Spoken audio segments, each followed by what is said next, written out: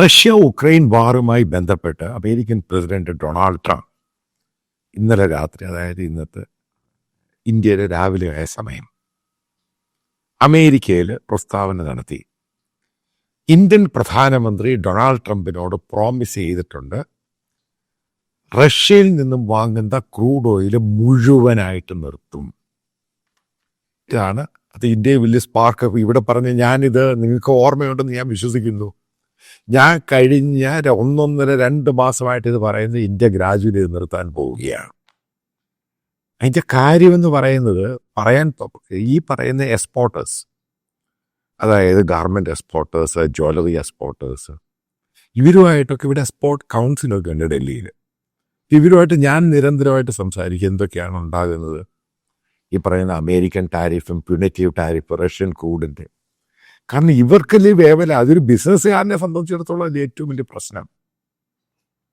ആ ഫീൽഡിൽ ജോലി ചെയ്യുന്നവർക്കും പ്രശ്നമുണ്ട്. ഇതെല്ലാം ഹാൻഡ് ടു മൗത്ത് ജോലിയാണ്. ഈ ടെക്സ്റ്റൈൽസ് ആണെങ്കിലും അതേപോലെ തന്നെ ജ്വല്ലറി ആണെങ്കിലും ഈ ചെമ്മീൻ്റെ കൃഷിയാണ്. ഏകദേശം 60-70 പ്രാവശ്യമാണ് ചന്ദ്രബാബു നായിഡു ഇന്ത്യൻ പ്രധാനമന്ത്രിയായിട്ട് ഈ കാര്യം സംസാരിക്കുക. കാരണം അയാളുടെ സ്റ്റേറ്റിനെയാണ് ഏറ്റവും കൂടുതൽ ബാധിക്കുന്നത്. ചെമ്മീൻ്റെ ഇഷ്യൂ എന്താണ്? ഇന്നത്തെ പത്രങ്ങളിൽ വന്നിരിക്കുന്ന ടൈറ്റിൽ, സെപ്റ്റംബറിൽ ഇന്ത്യയുടെ എക്സ്പോർട്ട് ഷാർപ്പായിട്ട് ഡിക്ലൈൻ ചെയ്തു. അമേരിക്കൻ മാർക്കറ്റ് പോയിക്കൊണ്ടിരിക്കുന്നു. UAE മാർക്കറ്റ് കൂടി. എങ്ങനെ UAE മാർക്കറ്റ് കൂടിയെന്ന് നിങ്ങൾക്കറിയാം. ഇന്ത്യ, കാരണം UAEയും ഇന്ത്യയും സീറോ ട്രേഡ്, വലിയ ട്രേഡിൻ്റെ വലിയ വ്യത്യാസം ഇതൊന്നുമില്ല, ടാരിഫൊന്നുമില്ല. ഇപ്പം ഇന്ത്യൻ സാധനങ്ങൾ അവിടെ പോയിട്ട് റീ എക്സ്പോർട്ട് ചെയ്യും അമേരിക്കയിലോട്ട്. കാരണം അമേരിക്കയും UAE ആയിട്ട് സീറോ ടാരിഫ്. ബേസിക്കലി ഇന്ത്യക്കാർ അങ്ങോട്ടൊക്കെ പോവുക. ഇന്ത്യ അത് കുറച്ചുകൂടെ കഴിഞ്ഞ് ഇന്ത്യൻ കമ്പനികൾ, എനിക്കറിയാവുന്ന പല കമ്പനികളും ഈ ജ്വല്ലറി, അതായത് നിങ്ങൾ മനസ്സിലാക്കേണ്ടത്, ഈ രാജസ്ഥാനും ജയ്പൂരിലും സൂററ്റിലും ആഗ്രയിലും ഒക്കെയാണ് ഈ പറയുന്ന ജ്വല്ലറി ഉണ്ട്. ഈ ബ്ലാക്ക് മെറ്റൽ വെച്ചും ചിലയിടത്തൊക്കെ ഗോൾഡൊക്കെ വെച്ചുണ്ടാക്കുന്ന ജ്വല്ലറിയാണിത്. ഇപ്പം എനിക്കറിയാവുന്ന എൻ്റെ ഒരു സുഹൃത്തുണ്ട്, പഴയ സുഹൃത്താണ്. അത് ബേസിക്കലി ഡൽഹിയിലെ റിയൽ എസ്റ്റേറ്റ് ഡൽഹിക്കാരനാണ്. അയാൾക്ക് ഈ ജ്വല്ലറിയുടെ ബില്ല് അയാളുടെ ഫാദർ തുടങ്ങിയതാണ്. പക്ഷേ സ്കിൽഡ് ആയിട്ടുള്ള ജോലിക്കാരെ കിട്ടുന്നത് ജയ്പൂരിലാണ്. അതേപോലെ തന്നെ അയാൾക്ക് ജയ്പൂരിലുണ്ട് ഏകദേശം 100-300 പേര്. അവിടെ ഒരു പാർട്ട്ണറുണ്ട്, അയാൾ ഡിസൈനറും പരിപാടിയൊക്കെയാണ്. മറ്റൊരു വലിയൊരു ബ്രാഞ്ചുണ്ട് സൂറത്തിൽ, വേറൊരു ചെറിയ ബ്രാഞ്ചുണ്ട് ആഗ്രയിൽ. അപ്പോൾ ഇയാൾക്ക് പറഞ്ഞു, ഇതിന് വെടി തീർന്നു പോയി, ഇത് നിർത്തിയില്ല, ഈ സംഭവം മാറിയില്ലെങ്കിൽ 100-200 പേര് ജോലിക്കാരുണ്ട്. അതൊക്കെ ഗവൺമെൻറ്റിൻ്റെ റിലീഫ് കിട്ടി, ചെറിയൊരു എമൗണ്ട്, കാരണം ഈ ജോലിക്കാർക്ക് ശമ്പളം കൊടുക്കാൻ. ആ രീതിയിലാണ് സംഭവം. അയാൾ തന്നെ 2 യൂണിറ്റ് അയാൾ ദുബായിലോട്ട് മാറ്റാൻ പോവുക. കാരണം ദുബായ് ഗവൺമെൻറ് റെഡ് കാർപ്പറ്റ് വെച്ച്, കാരണം അവർ ഗവൺമെൻറ് ഇൻസെൻറ്റീവ് കൊടുക്കും, അത് കൊടുക്കും, ഇത് കൊടുക്കും, ബാങ്കിൻ്റെ സംഭവം കൊടുക്കും. ഇന്ത്യക്കാളും വളരെ ഫാസ്റ്റാണ്, കാരണം അവർക്ക് അമേരിക്കൻ ട്രേഡ് കിട്ടുമോ. ഇതേപോലെ ഒഴുക്കങ്ങോട്ട് തുടങ്ങി. ദുബായിലോട്ടും ഈ ജ്വല്ലറിയും മറ്റുള്ള സംഭവങ്ങൾ വിയറ്റ്നാമിലോട്ടൊക്കെ പോകാൻ തുടങ്ങി. എനിക്കറിയാം, ഒരു മലയാളി പോയി, ശരിക്കും അറിയാവുന്ന, കേരളത്തിൽ ചെയ്യുന്ന ഒരാളാണ്. എന്തിനായാലും പോയത്, അത് സ്പൈസസ് ഒക്കെ ചെയ്യുന്ന ആൾ, എൻ്റെ ഫാക്ടറി ഒക്കെ ഉള്ള ഒരാളാണ്. അത് പോയി. ഈ ഇന്ത്യയിൽ നിന്നെല്ലാം കൂടെ പോയി കഴിഞ്ഞാൽ പിന്നെ ഇന്ത്യയിൽ അവിടെ ജോലി ക്രിയേറ്റ് ചെയ്യുന്നു. ഈ പറയുന്ന ഒരു ജോലിക്കാരെ ഇപ്പം അവിടെ മറ്റുള്ള ജോലിക്കാരെ എടുത്ത് അവിടെ നിന്ന് സംഭവം നിൽക്കും. ഇന്ത്യൻ മാർക്കറ്റ് ശരിക്കും കയറി ബാധിക്കില്ലേ? അതുകൊണ്ടാണ് ഞാൻ പറഞ്ഞത്, നമ്മളിപ്പോൾ എങ്ങനെ അത് ഗുണിച്ച് പഠിച്ചാലും ഈ മരപ്പൊട്ടന്മാർ, യൂട്യൂബുകാർ, വ്യൂവേഴ്സിനെ ഈ പറഞ്ഞോ എഴുതി ഒഴിക്കുന്ന പോലല്ല ഞാൻ പറഞ്ഞ ഗ്രൗണ്ട് റിയാലിറ്റിയാണ്. ഇത് മാറിയേ മതിയാവത്തുള്ളൂ. റഷ്യയുമായിട്ട് നമുക്ക് വലിയ ഡീലിങ്ങും പരിപാടിയൊന്നും, നമ്മൾ വെപ്പൺസ് വാങ്ങുന്നത് മാത്രമേ ഉള്ളൂ. അത് നമ്മൾ കുറച്ചുകൊണ്ടിരിക്കുകയാണ്. നമ്മളിപ്പോഴും കൊടുത്തേക്കുന്ന അമേരിക്കൻ പ്രസിഡന്റിനോട് കൊടുത്തിരിക്കുന്ന ഉറപ്പെന്തുവാ? ഇന്ന് ഇന്ത്യൻ ട്രേഡ് സെക്രട്ടറി അങ്ങോട്ട് പോയേക്കുവാണ് അമേരിക്കയിൽ ഫൈനൽ ഡിസ്കഷന് വേണ്ടി. എന്താ പറയുന്നത്? ഇന്ത്യ ഇനിയും ഫർദർ ഫ്യൂച്ചറിൽ റഷ്യയുടെ എക്യുപ്മെൻസിൻ്റെ സർവീസും നേരത്തെ ഓർഡർ എടുത്ത് S-400 വാങ്ങുന്നേ ഉള്ളൂ. ഇന്ത്യ ഇനി റഷ്യയുമായിട്ട് പോകാൻ അമേരിക്ക സമ്മതിക്കില്ല. കാരണം അല്ലെങ്കിൽ അമേരിക്കൻ സിസ്റ്റം അവർ നിർത്തും. ഇതാണ് ഇതിൻ്റെ പ്രശ്നം. യൂറോപ്യൻ തരത്തിൽ എന്തിനാണ് പല യൂറോപ്യൻ യൂണിയൻ്റെ പ്രതിനിധികൾ ട്രേഡുമായിട്ട് ഇന്ത്യ വന്നത്? അവരുടെ ഫസ്റ്റ് റിക്വസ്റ്റ് ഇത് നിർത്തണം, റഷ്യയുമായിട്ടുള്ളത്. അല്ലാതെ ഇവിടെ പെട്ടെന്ന് യൂറോപ്യൻ യൂണിയൻ ഇന്ത്യക്ക് ഇത് കൊടുത്തു, ഇപ്പോഴവർ നടത്തുന്ന ട്രേഡ് കൂട്ടാം. പക്ഷെ റഷ്യയുമായിട്ട് ചെയ്യാൻ പറ്റത്തില്ല, കാരണം വാർ നിന്നേ മതിയാവത്തുള്ളൂ. അതുകൊണ്ടാണ് ഇന്ത്യൻ പ്രധാനമന്ത്രി കണ്ടിന്യൂസ് ആയിട്ട് ട്രംപിന് അനുകൂലമായിട്ട് ട്വീറ്റ് ചെയ്യുകയും എങ്ങനെയെങ്കിലും ഈ വാർ നിൽക്കണമെന്ന് പറയുകയും ചെയ്തത്.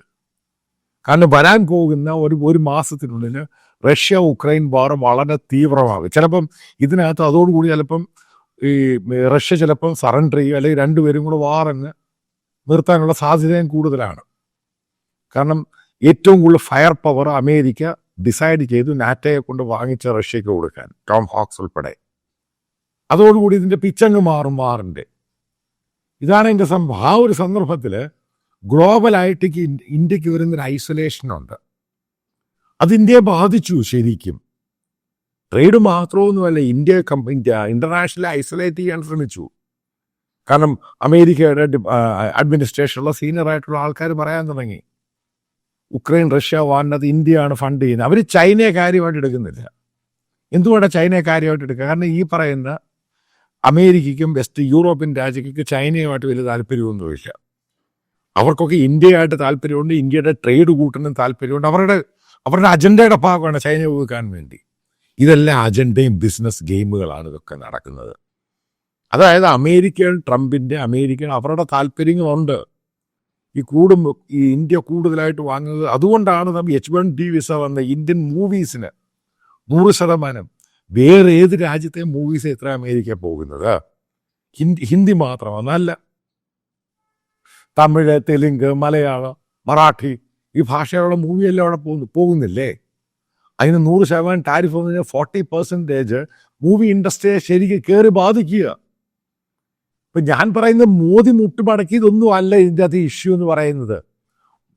മോദി അഡ്മിനിസ്ട്രേഷന് താല്പര്യം ഇന്ത്യക്കാരുടെ താല്പര്യം നേഷൻ ഫസ്റ്റ് തന്നെയാണ്. പക്ഷെ അവർക്കറിയാം ഇപ്പോഴാണ് ഈ ചില ആൾക്കാർക്ക് ഈ സൈബർ ഇടത്തിൽ വെറുതെ തെറി വിളിക്കുകയും ചില ഈ നോൺസെൻസ് യൂട്യൂബേഴ്സും പറയുന്നത് ഇപ്പോഴാൾക്കാർക്ക് പിടികിട്ടി ഇതിൻ്റെ എന്താണ് സത്യാവസ്ഥ.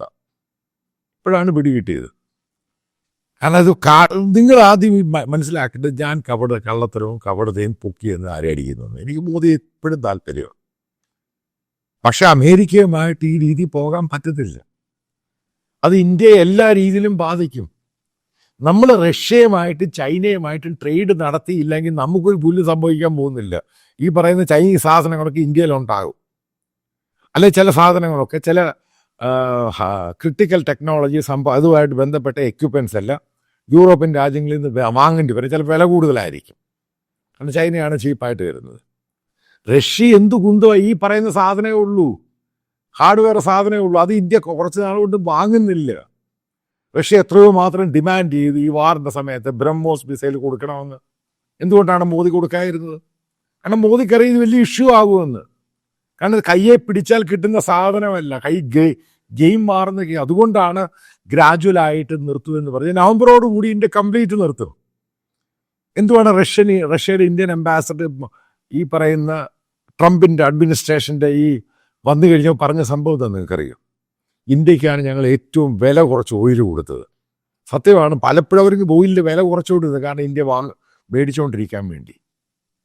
പക്ഷെ ഫൈനലി എത്ര ഇനി ഫ്രീ ആയിട്ട് വന്നാൽ പോലും മേടിക്കാത്ത രീതിയാവും. ആ രീതിയിലോട്ടാണ് കാര്യം. കാരണം ഇനി ഇത് ഫർദറായിട്ട് പോയി കഴിഞ്ഞാൽ അമേരിക്കയുടെ മാത്രമല്ല യൂറോപ്യൻ രാജ്യങ്ങളും ഇന്ത്യയോട് വളരെ പക്വതയിൽ പറഞ്ഞിട്ടുണ്ട് നിർത്തണം, അല്ലെ അവരുടെ രാജ്യത്തും അവരെ ഇത് ബാധിക്കും. ഇതെല്ലാം ഒരു ഇൻ്റർനാഷണൽ ജിയോ പൊളിറ്റിക്സിൻ്റെ ഭാഗമാണ്. ഇന്ത്യക്ക് ഇതൊന്നും മാറി പെട്ടെന്ന് പോയി ചൈനയെ കെട്ടിപ്പിടിക്കുമ്പോഴും റഷ്യയെ കെട്ടിപ്പിടിക്കും പെട്ടെന്ന് മാറത്തൊന്നും ഈ രാജ്യങ്ങളുമായിട്ടൊന്നും ഇന്ത്യക്ക് വലിയ ട്രേഡൊന്നുമില്ല.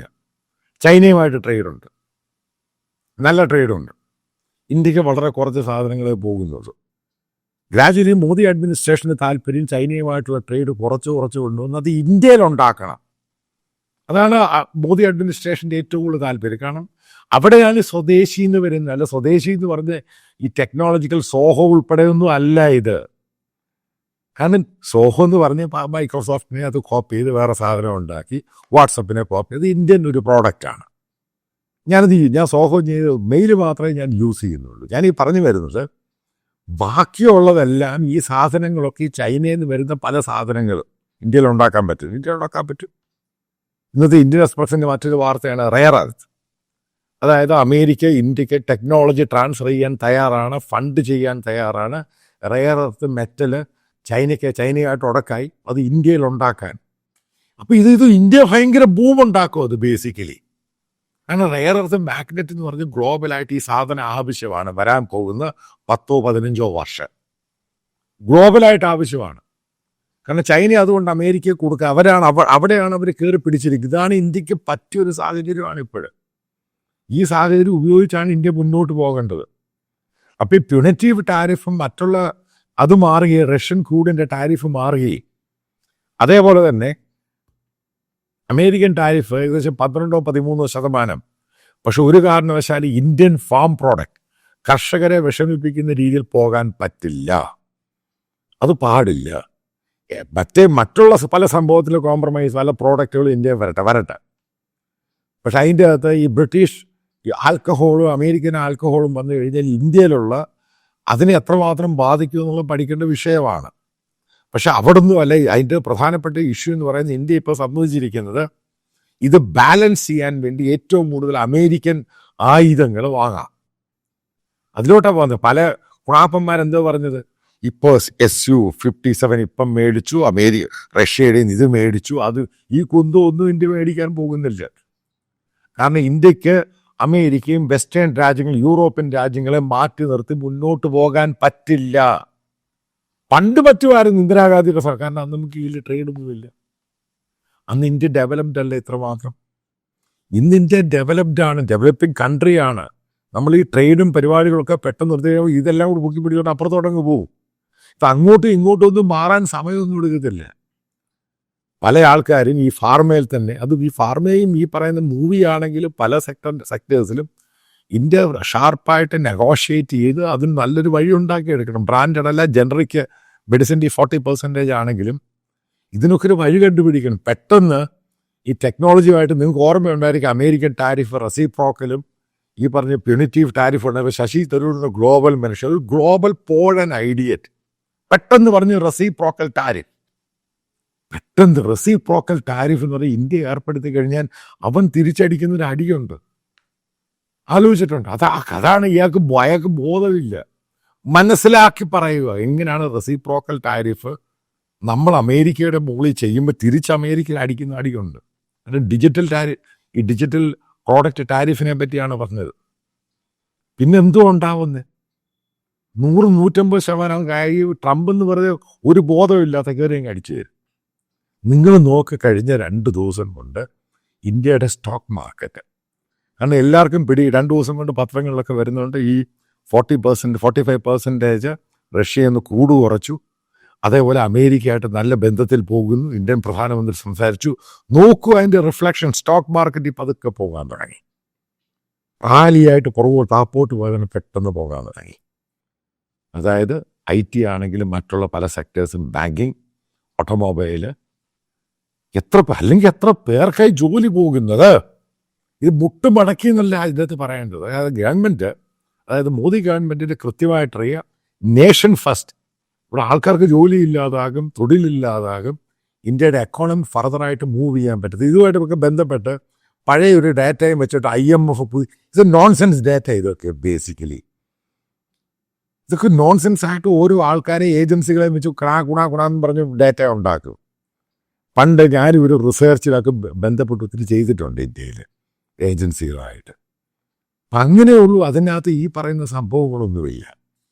നമ്മൾ നോക്കേണ്ട സംഭവം നമ്മുടെ ഇവിടെ എക്സ്പോർട്ട് ആണെങ്കിലും മാനുഫാക്ചറിങ് ആണെങ്കിലും ബിസിനസ് ആണെങ്കിലും സ്മൂത്തായിട്ട് റൺ ചെയ്യണം. മാർക്കറ്റ് ഓപ്പൺ ചെയ്ത് വരണം.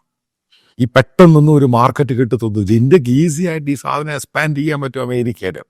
കാരണം ചൈനയുമായിട്ടുള്ള ഇഷ്യൂ അമേരിക്കയുടെ അവിടെ നമുക്ക് ഒരുവിധം അവരുടെ 10-20% നമ്മൾ ക്യാപ്ചർ ചെയ്ത് നമ്മൾ ഭയങ്കര രീതിയിലായിട്ടങ്ങ് മാറും. ഇന്ത്യയുടെ എക്കോണമി ബൂം ചെയ്യും, ഇവിടെ തൊഴിൽ കിട്ടും. ഇവിടുത്തെ ഗ്രാമങ്ങളാണെങ്കിലും പട്ടണങ്ങളാണെങ്കിലും അവിടെ എല്ലാം വളരെ നല്ല രീതിയിൽ കാര്യങ്ങൾ, ലൈഫ് സ്റ്റൈലൊക്കെ മാറി ചിന്തിക്കാൻ തുടങ്ങും. പെട്ടെന്ന് ബ്രിക്സിൽ പോകുന്നു. ബ്രിക്സ് കറൻസി, അത് നോൺസെൻസ് ആയിട്ടുള്ള കാര്യങ്ങൾ മാത്രമാണ് ഈ പൊട്ടൻ സംഘപരിവാർ, ബോധമുള്ള സംഘപരിവാറുകാരൻ്റെ അറിയാം ഇത് പ്രശ്നമാണ്.